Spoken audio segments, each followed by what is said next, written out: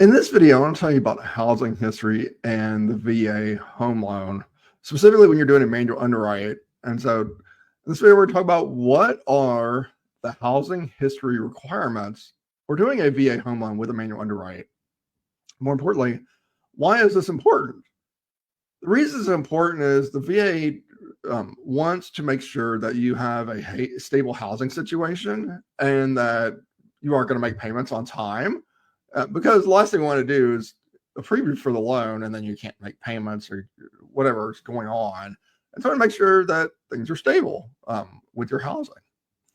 And luckily, it's not a super hard thing to get done, but there are some very specific requirements. There is some paperwork that the underwriter will request from you. And so in this video, we're going to talk a little about how that works and exceptions and all that kind of stuff. Let's get into it. First thing you need to know is that you need to have 2 years with no late housing payments. And that's if you rent. If you're a current homeowner, then it'll be 2 years with no late mortgage payments.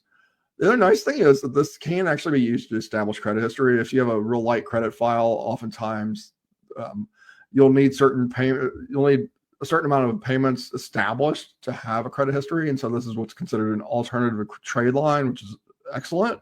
If you are using it as an alternative trade line, keep in mind there will be a little bit of additional documentation required, typically canceled checks for the past year. So right now, for example, I'm working on one where they had a lot of stuff go late, and they only had 2 established trade lines because they had closed everything. And so we were able to use that rental history as an alternative trade line to reestablish credit. So that was definitely something to consider as well. You might think this is a weird question, but what is the actual definition of late? Is it day it's due? Is it the day that your landlord puts a late fee on it? Or is it a different day? It turns out there is a standard for this, and the actual standard is 30 days late, which of course is typically well past when the landlord's going to put a late fee on it.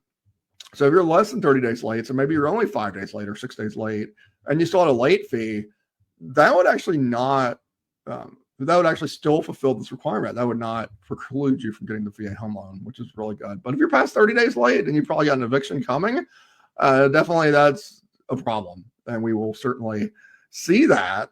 And you would unfortunately have to wait to get that VA home loan.